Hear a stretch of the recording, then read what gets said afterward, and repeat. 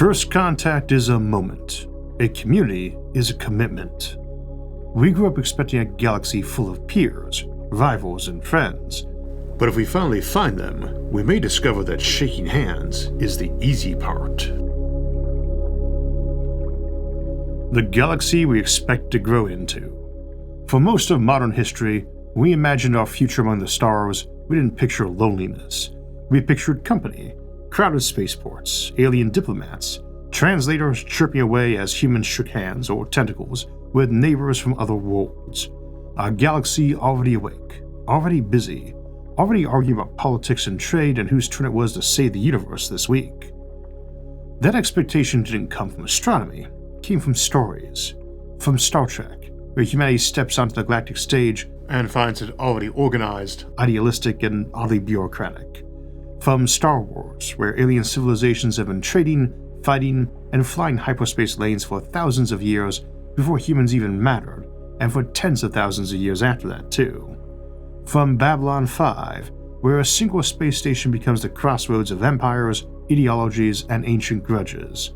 To Mass Effect, where humanity arrives late to a galactic community that already has rules, hierarchies, and opinions about us.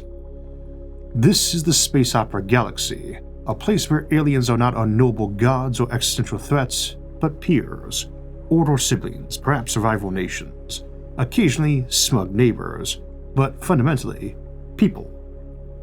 And for many of us, this remains the most emotionally compelling future of all. Not the dark forest, not cosmic loneliness, but a galaxy where we are neither alone nor supreme, just one more voice in a very large room, and hopefully eventually a prominent and respected one.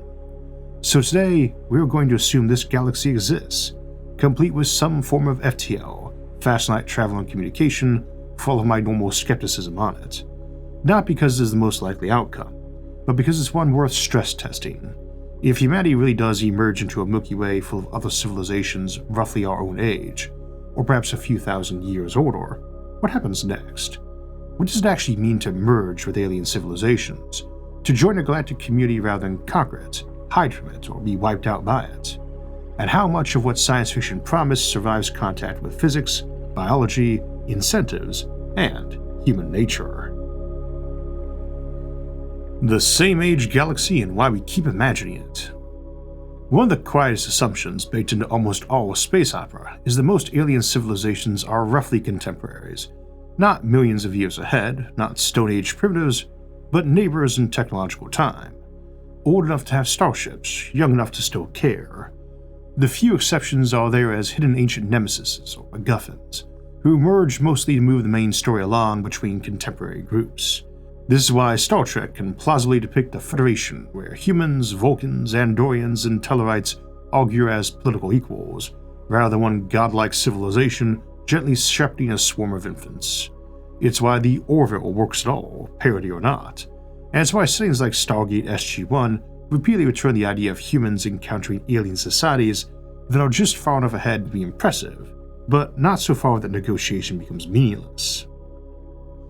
From a realism standpoint, this assumption is generous. Time is vast. Civilizations could differ by millions of years, and even a 1,000-year gap could be decisive. But there are plausible mechanisms, habitable epoch clustering, synchronized technological takeoff windows, shared astrophysical constraints, that could compress those differences, at least locally.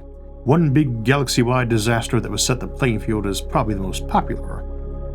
Everybody smarter than the caveman got wiped out, and now the galaxy is populated by the few dozen or so of those that rose to the top first in a contest that was only tens of thousands of years long, not a few billion. It makes for stories where humans are plausibly relevant, but more importantly, this assumption represents a best-case scenario for coexistence. If civilizations are too far apart technologically, you don't get diplomacy, you get patronage, indifference, or annihilation. A same-age galaxy is one where the conversation is still possible. But even in this friendliest version of the universe, equality is fragile. A species that invented fusion power 2,000 years earlier, or cracked longevity first, or simply spread faster, will quietly accumulate advantages. The galactic community may say it is composed of equals, but the power differentials don't vanish just because everyone agrees to be polite about them. Space opera often glosses over this by focusing on ideals rather than logistics. Realistically, even a same-age galaxy would be less like a united world and more like a tangled web of alliances, trade blocs, cultural spheres, and mutual defense treaties. Not one civilization, but many, overlapping, cooperative, competing, and occasionally pretending not to notice each other's contradictions. That includes the older and more powerful civilizations, who without strong outward threats have probably factionalized into rival groups who don't particularly like each other more or less than alien civilizations they encounter. In other words, the galaxy is not a melting pot, except for its tendency to burn new civilizations jumping into it. First contact is easy. Integration is the hard part. Science fiction loves first contact, the dramatic moment, the alien ship hovering over a capital city, the carefully chosen words broadcast to the world, the handshake that symbolizes a new era. In reality, first contact is probably the easiest part of joining a galactic community. Math translates, physics translates, engineering demonstrations speak for themselves. Even language, given time and computing power, is solvable, and someone older than us probably had plenty of practice. None of that is trivial, but it is finite. What follows is not. Because after the first greeting comes the uncomfortable question. Now what? Where do we meet? How do we live near each other? What do we share and what do we keep separate? Imagine a diplomatic dinner where the host breathes methane at -100 Celsius, and the guest is a carbon-based life form who finds oxygen mildly corrosive. They don't sit at the same table. They sit on opposite sides of a reinforced vacuum-sealed window, talking through speakers. They might as well be on a Zoom call. And they probably are too, rather than risking airlocks or a spacesuit failing. This is the glamour of a galactic community. This is where the space opera fantasy quietly shifts from planets to stations. There's a reason so many iconic multi-species settings revolve around artificial habitats rather than shared homeworlds. Babylon 5 is not set on Earth or Mimbar or Centauri Prime, but on a deliberately constructed neutral space, and one with different available gravities and atmospheres. Mass Effect puts its galactic crossroads down on a planet, but on the Citadel, a megastructure engineered to host wildly different life forms without forcing any of them to surrender their biology. That is not an aesthetic choice. It's a practical one. Planets are hostile to compromise. Atmosphere, gravity, temperature, chemistry, these are not things you casually negotiate. Space habitats, on the other hand, are modular by nature. Gravity can vary by radius. Atmospheres can be zoned. Entire sections can be sealed, pressurized, cooled, heated, or isolated. You don't need everyone to be comfortable everywhere. You only need them to tolerate passing through shared spaces long enough to do business. Though, to be fair, I consider artificial gravity a lot more plausible as a technology than FTL, and it's ubiquitous in sci-fi, so it's not implausible the alien embassy has gravity tailored to its preferences on the host planet, or even that some ambassadors walk around with gravity boots to make it comfortable for them, or concealed exoskeleton. And for that matter, we often discuss they might be inhabiting or remotely piloting an android or biodroid designed to operate in a host environment. But even when built around compromise and for a trained volunteer, I doubt that everyone feels entirely comfortable. And that's the key insight missing from a lot of softer science fiction. Most species would not want to live together for a time, not because they hate each other, but because cohabitation is exhausting and, frankly, disgusting. Even among humans, shared environments require constant compromise. Multiply that across biologies that evolved under different skies, and the idea of a fully integrated multi-species planet starts to look less like harmony and more like masochism. One side can't understand why you insist on exhaling waste gas every few seconds, instead of doing it discreetly once a day like a civilized organism, while in turn you're trying not to gag over the slime they leave everywhere, which is perfectly sterile, they assure you, especially in Earth-like environments where it is basically acid. This does not start wars. Everyone gets that it's different but valid biology, but nobody wants to spend time with each other or get used to it. Well, that's not true. Some people do and really get into aliens, and presumably vice versa. But honestly, I think someone is bound to worry that these folks might not be the pool of people you want conducting diplomacy for them. There's no Mos Eisley Cantina, so instead, integration happens at the margins. Trade hubs, research stations, diplomatic outposts, places designed for brief overlap, not permanent fusion. This doesn't kill the dream of a galactic community, it defines it. A community built not on everyone becoming the same, but on learning how to interface without collapsing into conflict or retreating into isolation. And it's here, in these artificial crossroads, that humanity's real test would begin. Not whether we can meet aliens, but whether we can live adjacent to them without assuming their proximity implies sameness. Galactic government. Who writes the rules and who enforces them? Once you move beyond first contact and shared spaceports, the next uncomfortable question arrives almost immediately. Who is in charge? Science fiction has trained us to expect an answer that sounds reassuring. A council, a charter, a constitution. Representatives from many worlds gather around a table, debating policy with eloquence and restraint. The Star Trek Federation Council, the Galactic Senate of Star Wars, the League of Non-Aligned Worlds from Babylon 5, and the Citadel Council of Mass Effect, all variations on the same theme, civilization as we would know it, but scaled up. Government doesn't scale cleanly with size, it scales with friction. If you have good FTL, then you could have some elder species that runs the show, or even a single overbeing, mortal or some massively augmented person or AI that all power descends from, but they would need to be godlike if they plan to keep that job for long, and that's one thing sci-fi tends to get right. Otherwise that system will collapse pretty quick, which doesn't work well for a system that needs to have presumably worked for untold millennia of nominal stability. Even on Earth, political systems strain under cultural, economic, and historical differences. A galactic community multiplies those stresses, not just different ideologies, but different psychologies, different lifespans, different concepts of obligation, justice, and consent, and even individuality. Some species may think in generations, others in millennia, and for some that's the same thing.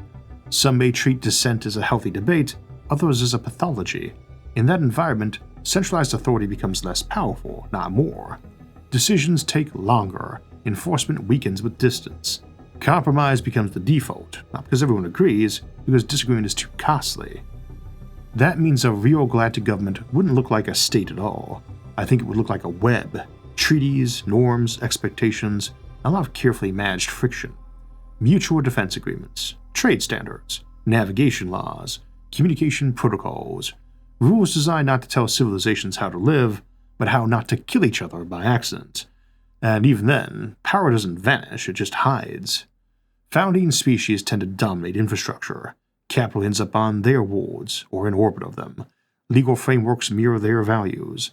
Languages, measurement systems, and bureaucratic procedures quietly privilege their way of thinking.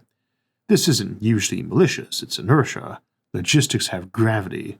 You can see this tension explored more honestly in Babylon 5, where alliances are fragile, councils are political minefields, and ancient powers loom uncomfortably over the younger ones. Or in Mass Effect, where humanity joins a galactic order, only to discover that equal representation does not mean equal influence. A galactic community might sincerely believe in equality, and still function as an hierarchy. The dream survives, but it matures. Galactic law becomes less about control and more about coordination, less about justice and more about preventing disputes from escalating into extinction events. Peace is not the absence of power, it's the careful management of it. Galactic economics, trading without a shared baseline. If politics is complicated in a multi-species galaxy, economics is where things get truly strange. Science fiction often hand-waves this away. Credits flow, markets hum. Everyone seems to agree that a unit of currency, energy, or reputation has roughly the same meaning everywhere, except on Tatooine, where Galactic Republic credits are no good for some reason. But in reality, economics depends on shared scarcity, and alien civilizations may not agree on what is scarce at all. One species might live under tight energy constraints, another in an abundance so extreme that power is almost meaningless. Some civilizations may have solved material scarcity but remain starved for information. Others may value biological resources, cultural artifacts, or computational cycles far more than raw matter. What one society hoards, another throws away. This makes galactic trade less about buying and selling goods and more about exchanging advantages. Energy for information, stability for access, security guarantees for technological restraint. The most valuable commodities are often intangible: trust, reliability, and long-term cooperation. That's why in settings like Star Trek, technology sharing is treated as such a sensitive issue, and why in Mass Effect, access to ancient technology is tightly regulated, not just out of fear, but out of economic necessity. A single breakthrough can upend a balance that took centuries to stabilize. This is also where the smug alien trope begins to look less like arrogance and more like risk management. A civilization that refuses to share certain technologies may not be guarding wisdom, they may be guarding liability. Not just weapons, but the economic and cultural shock that comes with new tools. Once you hand someone power to reshape worlds, you inherit some responsibility for what follows. And that responsibility cuts both ways. Younger civilizations resent restraint. Older ones fear chaos. Every act of generosity carries the risk of destabilization. Every refusal carries a risk of resentment. Over time, galactic economics would likely converge on a few universal currencies. Not necessarily money, but benchmarks. Energy output, computational capacity, information bandwidth, population under protection. These are things every civilization understands, yet they value them differently. It could be a commodity like hydrogen or deuterium, but more likely it would be something scarce, so an element that's rarer like phosphorus or uranium, or even good old-fashioned gold. And humanity, arriving late but adaptable, would find itself navigating this landscape much as it always has, bartering access, ideas, and labor in exchange for security and opportunity. Not the richest species, not the strongest, but one fluent in negotiation, synthesis, and creative compromise. In a galactic economy, no one gets everything they want. What survives instead is a constantly renegotiated balance, one where prosperity exists, but only so long as everyone remembers that destabilizing the system hurts all participants, not just their rivals. Peace needs teeth. Military power in a polite galaxy. Space opera loves the idea of a peaceful galactic community, almost as much as it loves one constantly at war. But peace is never free, and for that matter, neither are giant battle fleets. Somewhere beneath the speeches, charters, and shared ideals, there has to be power. Organized, credible power that convinces everyone it's better to cooperate than to test the system. This is something Star Trek often gestures toward but rarely lingers on. Starfleet is presented as an exploration and diplomatic service. It is also a navy bristling with firepower, capable of fighting interstellar wars on short notice. The implication is clear, and it's not always stated outright. Ideals are protected by deterrence. And that means you have doomsday devices, because as much as we like to say mutually assured destruction is mad, it works pretty well, and encourages people not to be too aggressive. A realistic galactic community probably wouldn't have a single centralized military enforcing laws everywhere, unless they do have an actual God Emperor style setup. Distance, politics, and sheer scale make that impractical. Instead, defense would look more like overlapping mutual aid agreements, shared early warning systems, and carefully balanced deterrence. Not a galactic police force, but a promise. If you start something existential, you won't like how it ends. Or as we say now, FAFO. Science fiction that leans harder into realism often makes this explicit. In Babylon 5, peace exists only because ancient powers loom in the background, and younger races know just how fragile stability really is. In Mass Effect, the Citadel races maintain order not because they are morally superior, but because they possess fleets capable of making rebellion catastrophically expensive. And they try not to give people too much cause to rebel. Even in an optimistic galaxy, someone always keeps contingency plans. Quiet ones everyone hopes will never be used. Figurative monsters kept in dark caves waiting to be unleashed. And sometimes literal ones too. And species differences matter here. Some civilizations were naturally specialized in defense, not because they are more violent, but because their biology, psychology, or culture makes them suited to long vigilance, rapid response, or endurance warfare. Others may contribute intelligence, logistics, or diplomacy instead. The Bothans from Star Wars come to mind. Peace becomes a shared project, but not a symmetric one. The uncomfortable truth is that a galaxy without credible force does not become enlightened, it becomes unstable. The trick is ensuring that power remains a stabilizer and not a temptation. That balance is never permanent. It has to be renegotiated generation after generation. Cultural drift. How civilizations actually merge. When people imagine humanity merging with alien civilizations, They often picture political unification or shared cities. In practice, the real merger would happen somewhere quieter and far more irreversible. Culture, languages, memes, customs, art, education, and habits spread far more easily than laws or armies. Law-enforced civilizations fully trust each other. They begin copying what works. Research methods, engineering practices, entertainment, even humor. Over time, this creates a slow blending that no treaty can mandate and no border can fully stop. Science fiction sometimes captures this beautifully. In E.M. Banks' The Culture, identity becomes fluid not because species disappear, but because individuals are free to reshape themselves, biologically, digitally, socially, until old categories stop being very useful. In Dune, we see the darker side of this process, where cultures harden instead of blending, producing civilizations that are alien not because of biology, but because of belief. In a real galactic community, both outcomes would exist simultaneously. Most people would remain living among their own kind, preserving most traditions, and treating aliens as distant partners rather than neighbors. But at the edges, trade hubs, research enclaves, mixed habitats, you'll find hybrid cultures emerging. New customs that feel strange to everyone else, subcultures that don't fully belong to anyone's species anymore. The very definition of cosmopolitan. Over centuries, these border cultures might become the galaxy's innovators and translators, or its pariahs, and sometimes both. The people most comfortable with difference and seeking change, also often the people most mistrusted by their own home civilizations, and probably sometimes with good reason. And here is the quiet irony. The more successful a galactic community becomes, the less recognizable its most integrated members will be, not because they are less alien, but because they are more. Products of many worlds rather than one. Humanity's likely role in the galactic neighborhood. So where does humanity fit into all this? Probably not as rulers, probably not as pruners either.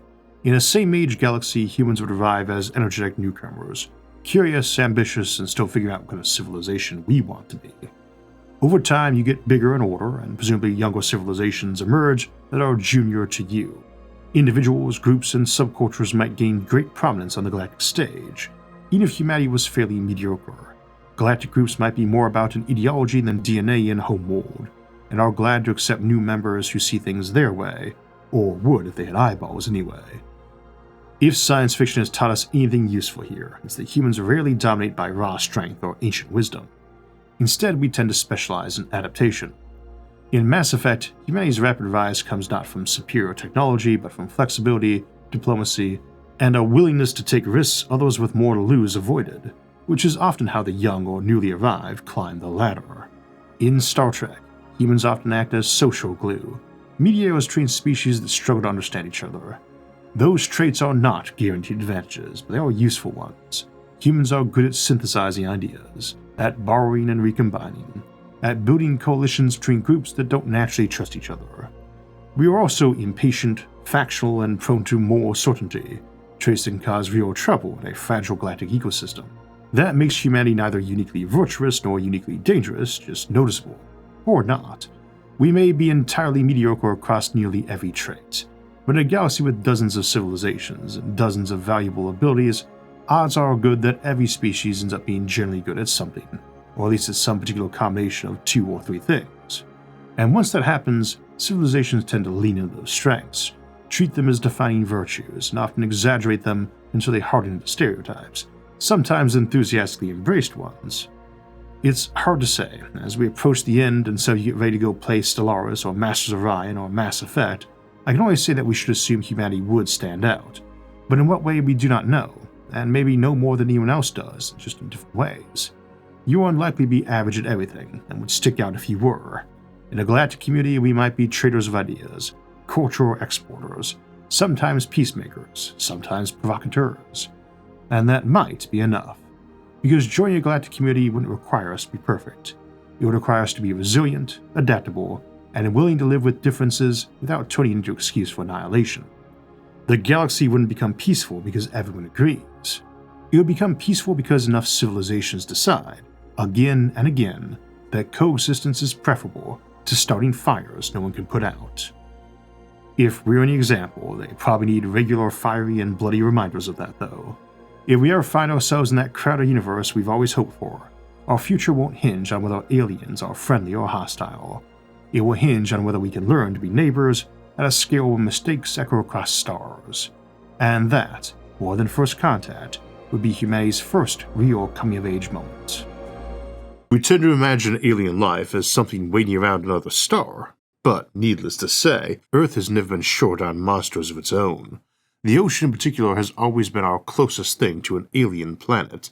Dark, pressurized, hard to explore, and full of creatures that seem to have wandered in from mythology after taking a wrong turn at biology.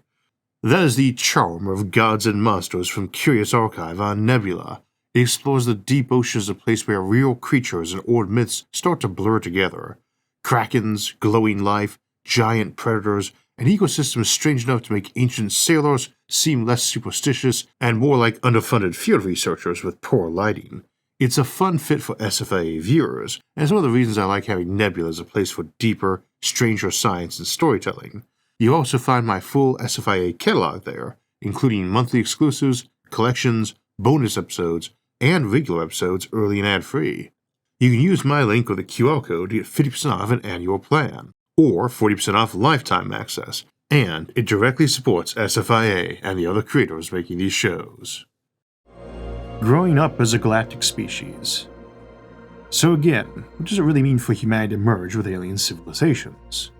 Hard to say, and for my part I don't think it will ever happen, because I don't think any are nearby, even this whole galaxy. But if I'm wrong, what does that mean? Not that we become the center of the galaxy, not that we dissolve into a bland, homogeneous whole, and not that conflict magically disappears. It means accepting that we are no longer the largest story in the room. It means learning restraint without stagnation, ambition without domination, curiosity without entitlement. It means realizing that every choice we make, technological, political, cultural, will eventually be interpreted by minds that did not evolve on Earth and do not share our instincts or assumptions. And it means that understanding that first contact isn't a test, coexistence is. If we ever do find ourselves in that long-imagined galaxy of peers, crowded, opinionated, and perfect, it won't matter whether the universe was kind enough to give us neighbors. What will matter is whether we learned, here on one small world, our pale blue dot, how to live with difference without turning into excuse for fear or violence. Because the galactic community wouldn't be built on wonder alone. It would be built on patience, on compromise, on the willingness to keep talking long after the novelty wears off. The universe may or may not be crowded, but if it is, our future won't be decided by who we meet. It will be decided by who we choose to become once we realize we're not alone. And that may be the hardest and most hopeful challenge humanity would ever face.